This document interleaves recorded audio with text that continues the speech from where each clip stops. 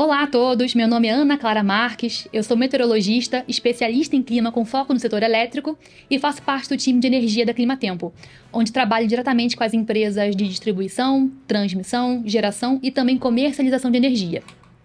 Hoje no quadro Climatempo Conexões, Mudanças Climáticas e o Futuro da Energia, nós vamos trazer alguns dos nossos principais parceiros, alguns dos quais eu trabalho no meu dia a dia, para discutir e explorar o tema de mudanças do clima, de eventos severos e dos impactos da meteorologia no setor. Aqui conectamos ciência, tecnologia e prática, trazendo grandes especialistas e cases relevantes para enriquecer nossa visão. No episódio de hoje, mergulhamos no segmento da distribuição de energia, um setor diretamente afetado por eventos extremos como tempestades, ventos fortes e alagamentos. Esses fenômenos estão se tornando cada vez mais intensos e frequentes devido às mudanças do clima. Isso coloca em evidência a importância de uma gestão de risco e também da resiliência operacional. De apagões causados por queda de árvores a danos severos em redes de transmissão, o impacto dos extremos climáticos afeta diretamente a qualidade do fornecimento de energia e a segurança da infraestrutura. Entre os casos mais recentes e críticos podemos citar as tempestades do verão de 2024 em São Paulo, causaram apagões em grande escala e mobilizaram imensos esforços emergenciais para restabelecer a rede. No último ano foram diversos ciclones extratropicais que impactaram o sul do Brasil. Alguns desses eventos deixaram mais de 1 milhão de consumidores sem energia elétrica de forma simultânea e expuseram a vulnerabilidade da rede a ventos acima de 100 km por hora. Para nos ajudar a entender melhor como o setor de distribuição de energia está se preparando para esses desafios, recebemos hoje Sérgio Rodrigo, gestor de operações da IDP Distribuição. Com vasta experiência no setor, ele nos traz uma visão prática e estratégica sobre como enfrentar os impactos climáticos extremos na distribuição de energia. Para começar, gostaria que você compartilhasse um pouco sobre a sua trajetória na IDP e a sua visão sobre como a gestão de operações evoluiu com os desafios trazidos pelas mudanças climáticas. Bom dia, Ana. Bom dia a todos. Comecei na distribuição de energia em 2012, né? Então tem um pouquinho aí de tempo. Na operação propriamente dito, em 2014. Então estou fazendo 10 anos de operação no ano de 2024. E nesses 10 anos eu já passei por diversos eventos climáticos, né? Alguns marcantes. Ciclone bomba lá no Rio Grande do Sul, em 2010 ventos de 110 km por hora lá no Oeste Paulista, recentemente a tragédia lá em São Sebastião, né, com o maior registro de chuva da história do Brasil, e passamos por esse El Niño, né? E a EDP, ela é uma empresa que ela se prepara bastante para esse tipo de evento.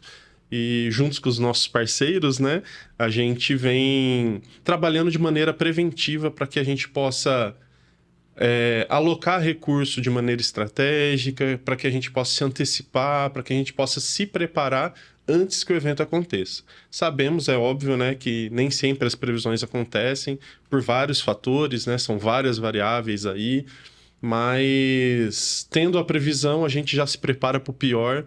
Porque se o pior não acontecer, aí pelo menos a gente estava preparado, né? Então, de uma maneira geral, é isso daí. Que legal.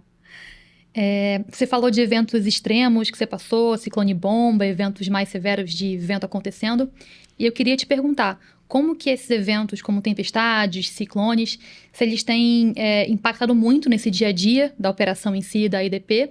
E se você puder compartilhar um pouco desses exemplos, desses eventos críticos que você passou dentro da EDP e como que a EDP em si lidou com essas situações. Ok. Um bastante marcante para mim foi São Sebastião, né? Aqueles mais de 600 milímetros em 4 horas ali. Então foi algo assim bastante marcante porque morreram mais de 70 pessoas. A gente até tinha bastante equipe mobilizada, só que a gente não conseguia chegar até os locais por conta de queda de barreira, desmoronamento. A EDP se preparou colocou todo o recurso dela ali disponível, mas o mais importante, né, num evento climático é as parcerias entre todos os envolvidos ali, poder público, defesa civil, corpo de bombeiros, polícia militar e a própria população, né? Então, a gente, para fazer alguns atendimentos lá em São Sebastião, nós tivemos que pegar helicópteros das fornecedoras das linhas de transmissão, né, que também tinha muito dano em rede de transmissão de energia. Então, no momento que eles estavam fazendo a manutenção deles, a gente aproveitava as caronas de helicóptero, a gente aproveitou para fazer trajeto pelo mar também, porque tinha as estradas, né, as rodovias estavam danificadas. Então, assim, foi um evento bastante marcante para mim, do ponto de vista de situações difíceis, e até tiveram situações onde a Defesa Civil teve que pedir para a gente desligar a nossa rede de energia porque existia um local de risco, a população não queria abandonar suas casas, né? Tudo aquilo que a gente leva a vida para construir, imagina a gente ter que deixar aquilo por conta de uma situação de risco. E a gente teve que desligar a energia para que a Defesa Civil pudesse remover essas famílias. Então foi um evento bastante marcante, assim, que significou muito na minha trajetória profissional e que vai ficar marcado por conta dessas diferenças, dessas particularidades que aconteceu. Entendi. Esse evento que você está comentando, ele foi o maior acumulado em 24 horas de chuva no Brasil. É interessante pensar que isso aconteceu em 2023 agora, foram 680 milímetros em 24 horas. O evento recorde antes desse era de Petrópolis, em 2019, se eu não me engano. Então, tinha pouco tempo entre um recorde e outro. A gente tem observado que realmente esses extremos estão sendo cada vez mais extremos e mais frequentes. E cada vez recordes sendo batido atrás de recordes. É uma situação que a gente está observando no nosso dia a dia. Quando a gente pensava antigamente em mudança do clima, era sempre uma conversa sobre nossos filhos, nossos netos, nosso futuro, e a gente vê isso hoje no nosso dia a dia, no nosso presente. E até, desculpa te interromper, mas na questão da previsibilidade, né? A gente até fazia os briefings na época, né? E teve aquele briefing, eu estava de férias, mas eu estava no litoral norte, então, assim, a gente viu que estava previsto algo ali intenso, mas não com aquela severidade, né? Então, fica muito claro isso que você colocou, que os eventos extremos estão cada vez mais extremos, né? E até uma dificuldade pensando em meteorologia em si. Se não aconteceu nenhuma vez uma chuva de 680 milímetros em 24 horas, qual modelo de previsão vai indicar um volume tão elevado assim? Porque a gente indica um evento assim, muito severo, um potencial para uma coisa muito fora de linha, para o que vai realmente causar um dano muito grave. Mas entre prever 200 milímetros ou 600 milímetros, né, tem uma diferença. A gente trabalha, acho que no nosso dia a dia, Climatempo tem uma área específica de inovação em si, e a gente trabalha justamente para conseguir tornar a previsão cada vez melhor, cada vez mais assertiva e trazer até uma visão mais específica para esses eventos mais extremos, que a gente sabe que é onde está realmente a causa desse problema. Você falou dos nossos briefings, até lembrei de como é que era no passado, no inverno, que a gente falava, no inverno não chove em São Paulo, é um evento tranquilo. E semana a semana a gente via vendo um outro ciclone passando perto da costa. Uma outra frente fria chegando cada vez mais forte. Outro evento de vento cada vez mais forte chegando nesse interior de São Paulo. Foi um inverno bastante divertido. Bastante atípico. E a gente sempre, semana que vem vai estar mais tranquilo, né? A gente tá no inverno, junho vai ser tranquilo, julho vai ser agosto, e nenhum mês foi tranquilo nesse meio do caminho. Então, até lembrar, né, de como é que foi esse último ano, que ele foi realmente muito severo e trouxe esse viés do que esperar pensando em período chuvoso e em período seco. Normalmente, eu sei que as redes são mais afetadas no período chuvoso, tem mais eventos de tempestade, de chuva, de vento, de raio, e até no período seco agora, as empresas também, a IDP também está sendo muito impactada, né? Por esses eventos cada vez mais severos. Bastante. No ano passado também teve o evento do dia 3 de novembro, né? Que foi um evento bastante significativo para o setor de distribuição de energia, principalmente para as distribuidoras aqui de São Paulo, né? Haja visto que na região metropolitana de São Paulo teve ali uma quantidade significativa de clientes. E ali acendeu um alerta do próprio órgão regulador em relação às redes de distribuição de energia, principalmente porque nesses eventos a gente é muito impactado por questões de vegetação, né? E fica muito... Hoje essa questão de vegetação é uma bola dividida entre poder público e distribuidora. Então, assim, acendeu um alerta, eu acho válido esse alerta, para que possa ser definido mesmo os papéis, as responsabilidades de cada um dos envolvidos, né, na questão da arborização. Que acho que esse é o principal impacto que a gente sente no nosso dia a dia. Quando tem algum vento acontecendo, pega em alguma árvore que já está velha, que já está, né, com algum problema, esse galho cai, na linha de distribuição, isso gera um curto, ou isso gera realmente um rompimento de algum cabo. Então, realmente é bom a gente conseguir aprender com esses eventos que aconteceram já e como é que a gente lida com eles para o futuro. E até minha próxima pergunta para você. Nesses ciclones que passaram até próximos de São Paulo no último ano, muitos deles avançaram sobre o Rio Grande do Sul. Então, a gente teve no sul do Brasil o último ano extremamente impactado por eventos de ventos intensos durante o ano praticamente inteiro. Até o último evento que foi de chuva, agora entre abril e maio, foi a chuva histórica, né? Que a gente teve um acumulado de mais de 800 milímetros em alguns dias no Rio Grande do Sul, em uma área muito ampla. Então trouxe toda uma marcação de como é que essa severidade ela pode ser ainda maior, ela pode ser ainda continuada por vários meses consecutivos. Eu queria te perguntar como que esse exemplo do sul do Brasil, não só com esse evento de chuva que teve tão intenso numa área tão grande, mas também na área desses ciclones que avançaram com ventos muito fortes, como que essa visão do que aconteceu no sul também traz um aprendizado para a EDP aqui em São Paulo, né, de como que se prepara para um evento tão significativo assim. É legal essa pergunta, porque assim, a EDP... Cada evento é um evento diferente, né? A gente avalia a abrangência dele, se vai ser pontual, se não vai ser, se tem alguma expectativa de ser generalizado, né?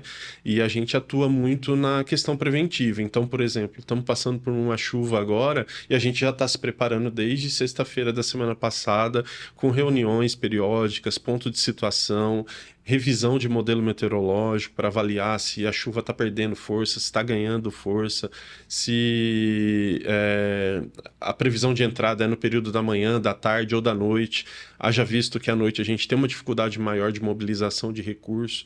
Então, tudo isso é visto de maneira antecipada, né? Para que a gente possa se preparar tanto logisticamente, né, como estrategicamente também. Então, na sexta-feira passada tivemos um evento em São José dos Campos e a gente conseguiu mobilizar todo o recurso da EDP em São José dos Campos. A gente também, digamos assim, é muito privilegiado na nossa área de concessão, porque a gente tem um acesso fácil a todas as regionais. Aos 28 municípios, eles estão praticamente interligados pela Via Dutra, né? Uhum. Então, assim, é muito fácil essa mobilização. Então, o que que a gente aprende, né? Primeiro, levar informação ao poder público, né? Porque as prefeituras, estando cientes de que há uma possibilidade de evento ou um evento ocorrido, quais são as ações que a EDP está tomando, isso já auxilia até na parceria que a gente tem de a gente vai precisar de um apoio para recolha de galhos de árvore, a gente vai precisar de apoio da Defesa Civil para podar a árvore, sabe? Então, assim, com a previsibilidade, agindo de maneira antecipada e olhando o dia a dia, sempre se atualizando ali em relação à previsão, a gente consegue se preparar melhor e alocar melhor o recurso, que eu acho que esse é o grande sucesso ali de atender mais rápido o cliente, né? De restabelecer mais rápido o cliente. E principalmente de se preparar, de não estar descoberto. Por exemplo, a chuva vai ser na madrugada, a gente consegue deslocar o horário de trabalho das equipes para a madrugada. Uhum. Então, assim, trabalhar... O grande aprendizado é ser preventivo, atuar de maneira preventiva. É óbvio que a gente precisa de uma rede mais robusta e tudo mais, mas agir com a prevenção... estar tentando, eu sei que é difícil, né? A gente está um passo à frente da mãe natureza, mas tentar estar à frente ali daquela previsão faz toda a diferença para um sucesso de uma atuação, no caso de restabelecimento. Legal. Você comentou sobre essa prevenção realmente, o que está acontecendo, o que vai acontecer, já deixar as equipes preparadas, alterar os horários de trabalho em si.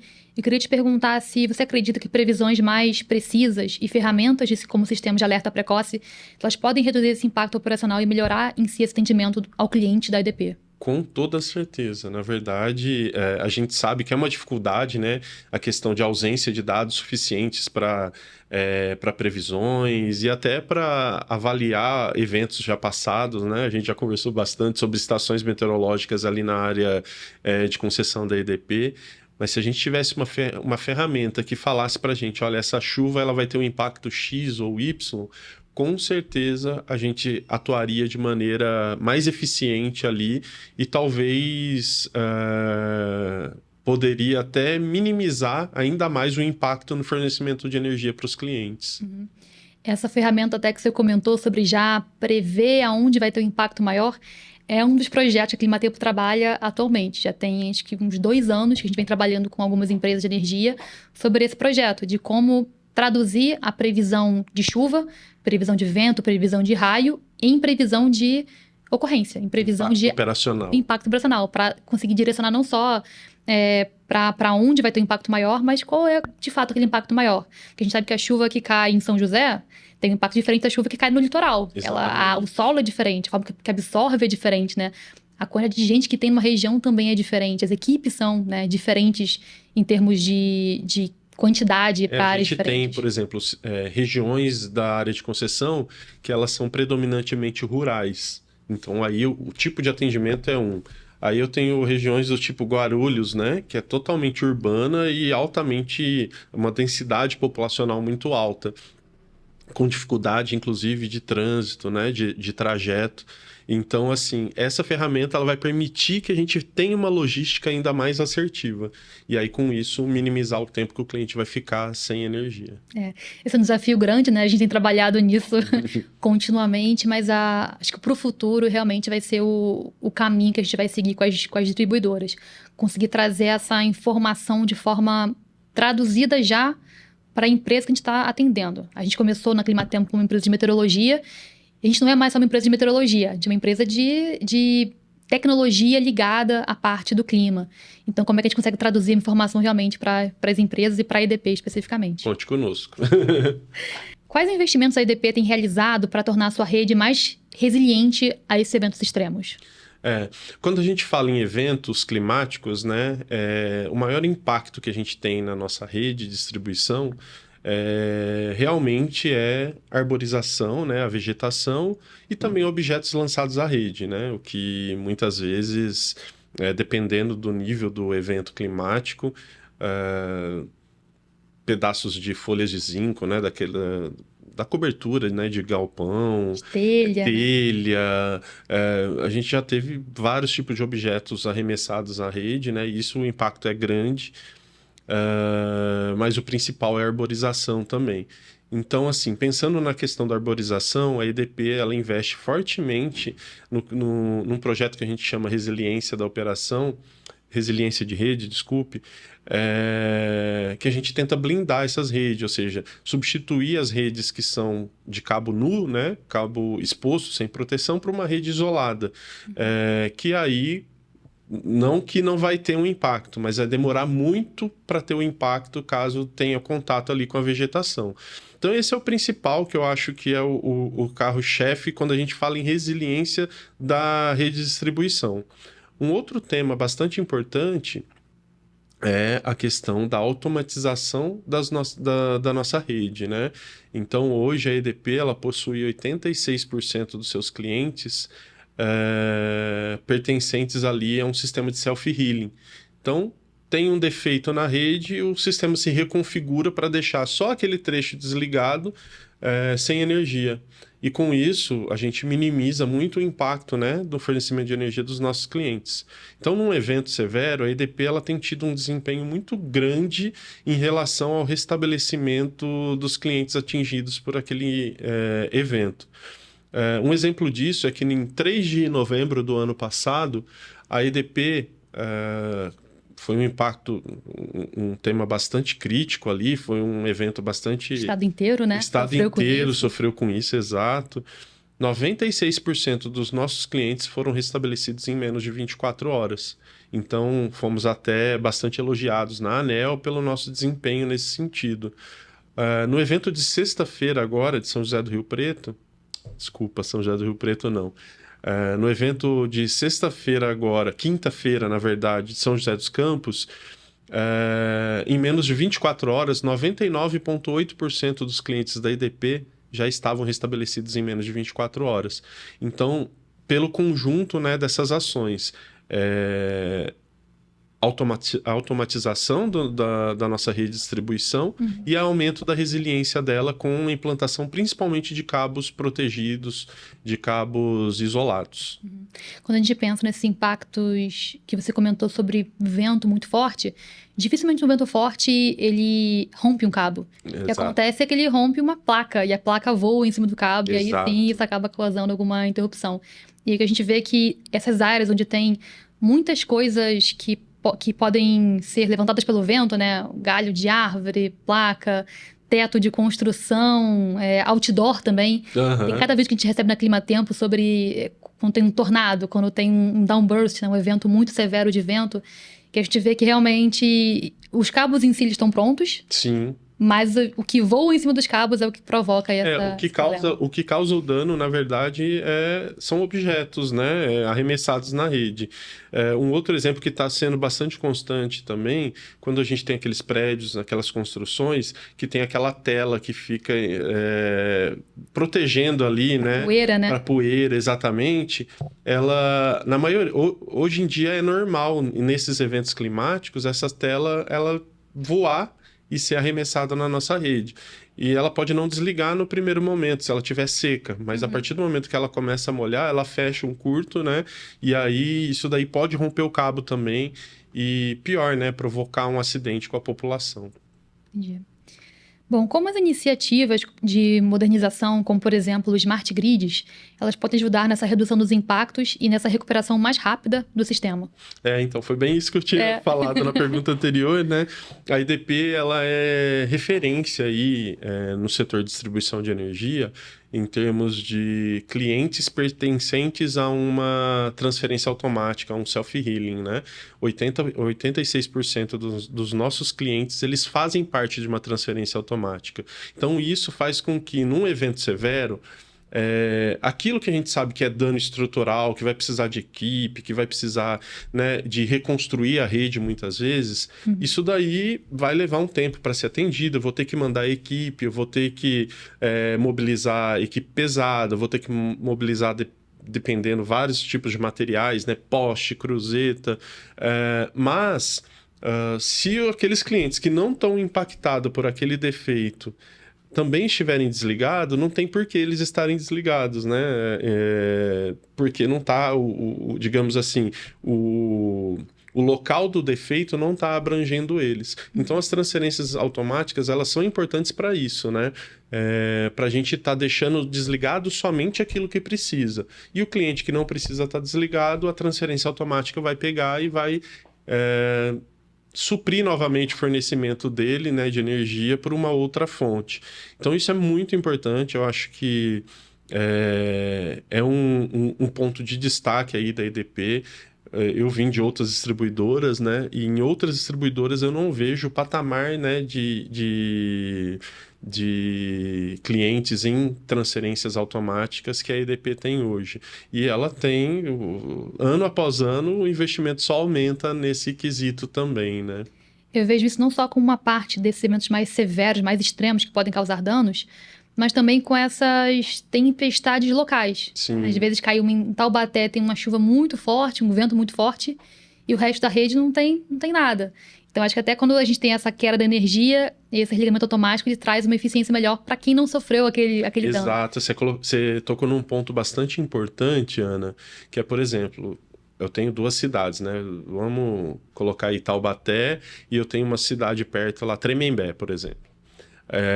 Se eu tiver um problema, vamos supor que teve um furacão em Taubaté, eu consigo transferir esses clientes para uma outra fonte, para uma outra subestação, automaticamente, sem a intervenção humana, né, dos nossos técnicos de operação, isso em menos de 3 minutos ali, pensando em questões de indicadores, né, que é o que o órgão regulador nos cobra. Mas também pensando no cliente, né, ele poderia ficar sem energia até eu reconstruir uma subestação, ele vai ficar sem energia em menos de 3 minutos ali, sentir só uma piscada, né, um pique que a gente chama no setor elétrico, e já vai ter o seu fornecimento de energia restabelecido. Então, isso é muito importante, né? Esse investimento na tecnologia, justamente por isso mesmo. E eu vejo isso é muito importante também, especificamente no Vale do Paraíba, que é onde está a maior parte da área de concessão da EDP. quando a gente faz os estudos sobre densidade de raios no Brasil, é uma das áreas onde tem a maior densidade de raios no Brasil inteiro. Então a gente sabe que esses eventos, tanto de tempestades que vêm com aquele combo, que a gente chama de combo todo, né? Que é chuva forte, vento forte e muitos raios, mas também essa parte local de só uma tempestade com muitos raios, que também afetam bastante. Vou te dar um outro exemplo aí numérico também, que eu utilizei o SMAC, né? Fazendo uma propaganda aí da nossa parceria. No evento de quinta-feira, foram 737 descargas atmosféricas em menos de 24 horas. Dessas, se eu não me engano, 567 foram em São José dos Campos. Nossa. Então, assim, o evento, quando você fala quase 1.000 descargas atmosféricas em um dia. Então, assim, realmente vai de encontro com isso que você está falando, com essa sua não só percepção, né? Seus estudos ali meteorológicos, de entender essa questão da densidade ali de descarga atmosférica na região do Vale. Realmente é algo bastante impactante. E quinta-feira, infelizmente, veio o combo, né? Mas, só reforçando aí, a EDP estava preparada e restabeleceu bem rápido ali o fornecimento para os nossos clientes. Legal. É uma área que não tem como esperar, né? Se a gente pensar durante o verão, chove praticamente todos os dias na região do Vale do Paraíba. E a gente todo dia tem chuva forte, pelo menos em uma cidade, uma região, uma área. Tem vento forte em pelo menos uma área, raios acontecendo. Então, é realmente uma região muito desafiadora. Tem uma época do ano que normalmente é um pouco mais tranquila, nem sempre é, como não foi o último ano. Mas, em geral, é um pouco mais tranquila. E tem a época do primavera e verão, que é todo dia. Então, eu vejo que essa inovação, realmente, essa ferramenta que a EDP utiliza, ela é de suma importância para trazer um serviço que realmente é eficiente para os clientes de lá, para que eles não sintam todos os dias, né, alguma coisa acontecendo. Sérgio, olhando para o futuro, como você vê o papel da distribuição de energia em um cenário de transição energética, com o aumento de fontes renováveis e essa descentralização da geração em si? Uhum. É bastante desafiador, né? Haja visto aí que hoje qualquer residência pode ter uma fonte de geração solar ali para atender a si próprio, né?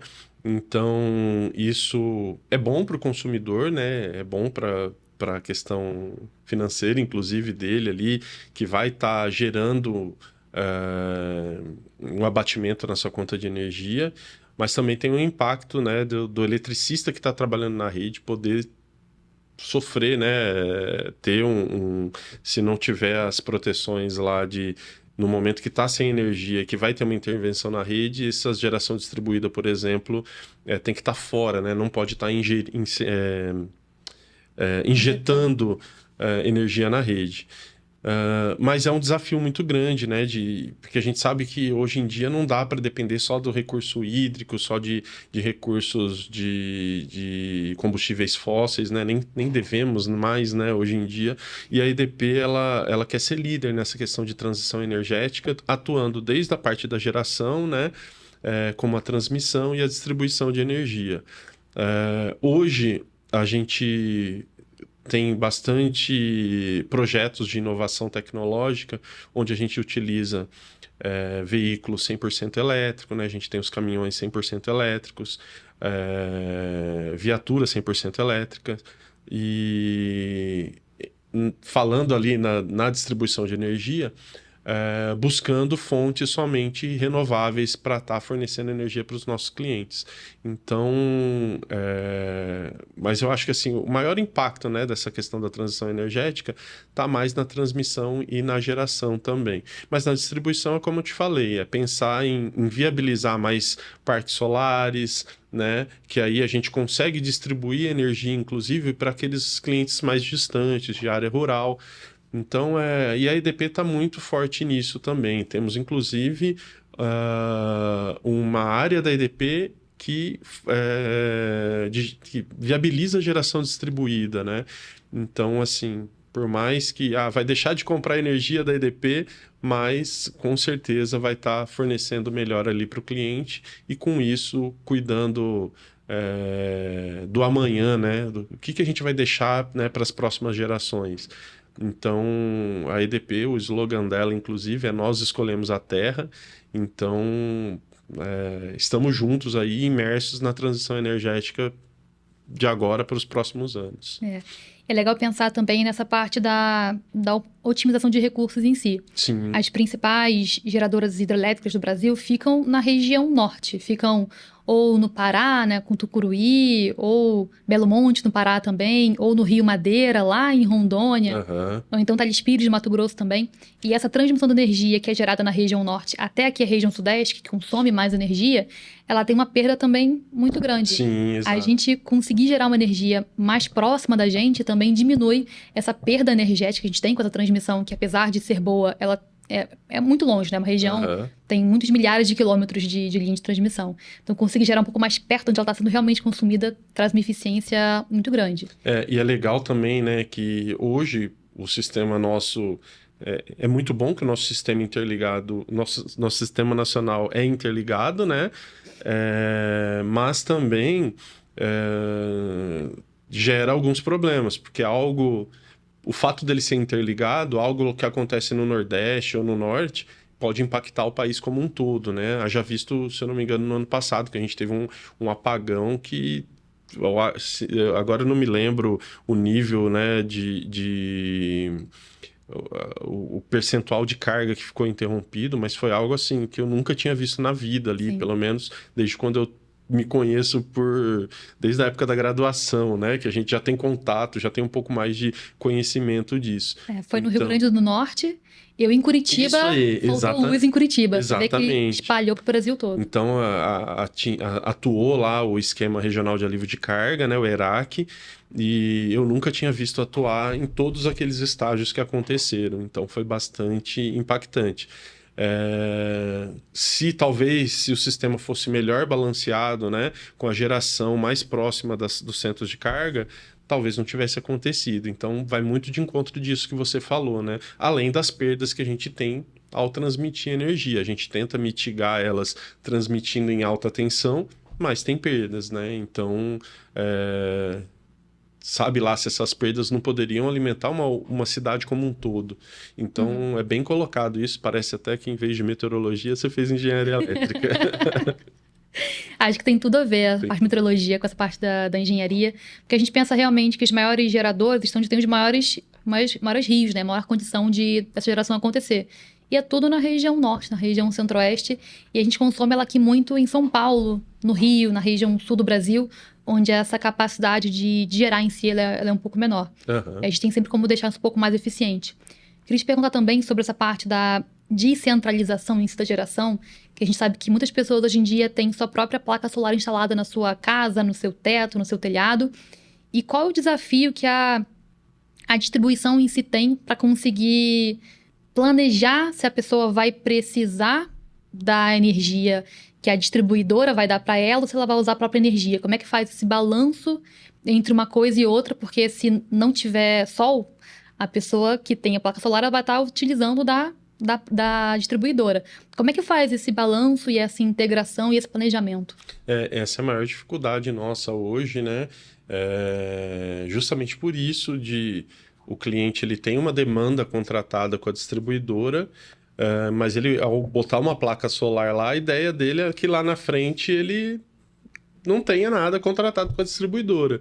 Mas assim, precisa ser bem planejado, tanto do ponto de vista do cliente quanto do ponto de vista da distribuidora, porque se faltar energia para esse cliente, né, por algum motivo a placa solar dele, um dia nublado, ou a placa solar dele der algum problema, né, o inversor lá der algum problema, ele vai precisar da distribuidora. Então, assim, esse é um desafio muito grande. Existe uma área específica para fazer esses estudos, né? De eficiência energética, o quanto que a gente vai contratar de energia, o quanto que a gente vai comprar de energia. Então, a empresa ela acaba comprando um montante de energia e aí, se aquilo não foi bem planejado, ela vai ter que comprar no mercado, no spot que a gente chama, né? Que aí ela vai pagar aquele preço que pode estar muito bom, mas pode estar lá em cima também, né? Geralmente não é bom comprar, é melhor comprar programado, né? Então, assim, é um desafio grande e para isso a gente utiliza bastante pesquisa de mercado, conversa, tem um contato muito próximo dos nossos clientes, perguntando, vendo quais são as expectativas, se ele colocaria, né, um sistema de geração distribuída na casa dele. E a EDP, para ter um pouco mais de gestão sobre isso, ela colocou um fornecedor de geração distribuída ali, que vai lá, analisa para os clientes a questão das placas solar, né? E também vende energia para esse cliente. Então, a forma de se preparar é estando mais próximo do cliente, estando mais próximo ali da nossa população e, como você colocou, estando mais antenado ao que está acontecendo em relação ao clima também. Para saber, opa, nesse período, né, por exemplo, verão não vai chover, vai chover até. Então, assim, praticamente não vai ter sol. A gente sabe que naquele período eu vou demandar muito, eu vou ter uma demanda maior de energia e esse cliente vai ter que demandar mais. O que a gente vê, o que a gente percebe é que o pessoal está colocando bastante placa solar, isso daí teve uma explosão, um boom, Sim.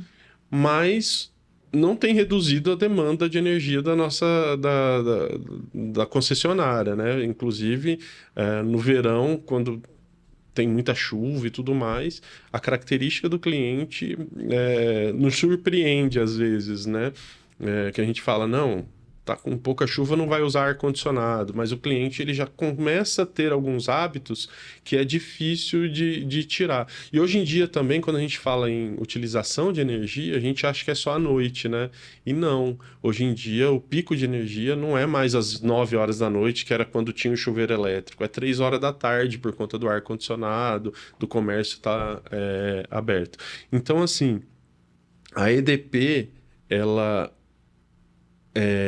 busca, né, estar mais próxima do cliente para entender melhor os seus hábitos e, com isso, se preparar melhor para a questão da entrada das placas solares, né, da geração distribuída. Ser um aliado, né? Ser um aliado, exatamente. Um aliado do consumidor, que ele vai fazer essa transição eventualmente. Muitos consumidores vão ver isso como uma vantagem, vão fazer realmente essa migração, mas está próximo. Isso. Hoje em dia, ainda a gente só pega grandes... por conta do custo ainda, né? Não é um custo muito atrativo ainda. Já foi pior, mas poderia ser muito melhor. Então, assim, isso acaba restringindo um pouco o uso, mas a gente entende aí que políticas governamentais aí, incentivos, vão fazer com que o cliente utilize isso daí, e isso é bom, porque acaba minimizando a utilização da nossa geração, podendo a gente transmitir, né, mais energia para grandes blocos de cargas ali. Sim. E até contribui pensando nessa parte da transição energética que é tão falada, né?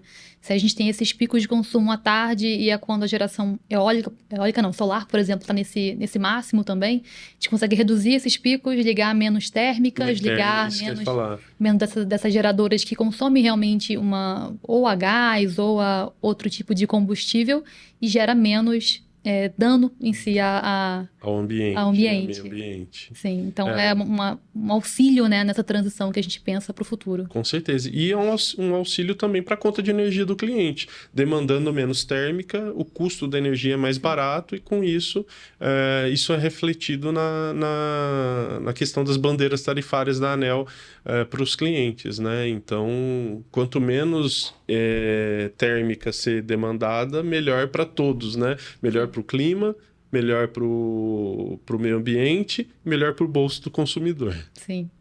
Recentemente, a EDP lançou projetos focados em modernização de redes e sustentabilidade. Você pode nos contar um pouco mais sobre essas iniciativas e esses impactos? Modernização de rede, a gente está falando no que a gente já comentou anteriormente mesmo, que é o self-healing, colocar cada vez mais religadores automáticos na rede de distribuição para estar transferindo mais clientes ali, deixando só o trecho defeituoso. Além disso, a gente atua ali pensando na questão de sustentabilidade. Quando a gente coloca uma rede isolada, eu atuo menos em podas de árvore, então acabo não precisando degradar ali o meio ambiente. Em termos de rede de distribuição de energia, a gente está trocando, né, todos os transformadores que ainda tinha, aqueles mais antigos que tinham aquele óleo que tem aquele óleo isolante que é prejudicial ao meio ambiente, por transformador verde, transformador de óleo vegetal. Então, tudo isso pensando, né, em não impactar o meio ambiente ali, pensando no bem-estar da terra, né? Porque nós escolhemos a terra, que é o nosso logo, o nosso slogan. Mas é isso. E quanto menos desligamento eu tiver na rede, menos eu vou ter que deslocar a equipe, menos emissão de carbono. Então, tudo isso está linkado, né? Todas as ações, todos os investimentos que a EDP faz, ele tem um retorno ali, de alguma forma, para fomentar a sustentabilidade. Smart Grid, quando a gente transfere ali 86% dos nossos clientes sem mandar equipe, imagina isso num evento climático, né? A quantidade de ocorrências lá. Tem 500 mil... não chega a 500 mil, não. Mas já chegou num pico de 3 mil ocorrências de falta de energia. Se dessas daí eu só mandar em metade, eu já estou economizando, já são 50% ali de redução de envio de equipe em campo, né? Então, já tem uma redução significativa ali em emissão de carbono. Então, eu acho que um pouco de tudo que a gente faz, quando a gente otimiza, né, a nossa operação, quando a gente aumenta a eficiência, né, das nossas equipes, quando a gente automatiza a rede, quando a gente, né, troca esses equipamentos antigos por equipamentos novos, a gente já está mitigando efeitos ali para o meio ambiente. Sérgio, foi um prazer conversar com você e aprender mais sobre os desafios e soluções no segmento de distribuição. Muito obrigado por partilhar sua experiência e visão conosco. Obrigado eu pelo convite, né, por estar participando aqui com vocês. Contem com a EDP para estar garantindo energia aí para todo mundo, né? E vamos fortalecer cada vez mais a nossa parceria, porque ela é importante para levar para o cliente uma melhor energia e garantir também a questão da sustentabilidade, né? Garantir ali que a gente vai estar colaborando sempre com o meio ambiente. Tá certo? Abraço. Obrigada.